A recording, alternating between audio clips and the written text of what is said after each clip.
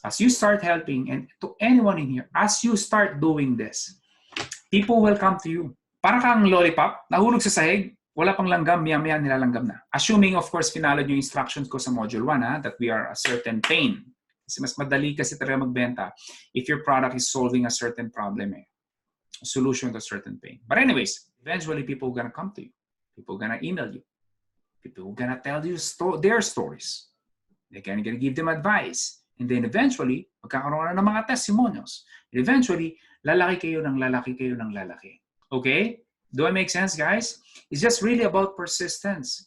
The hardest part has always been the first step.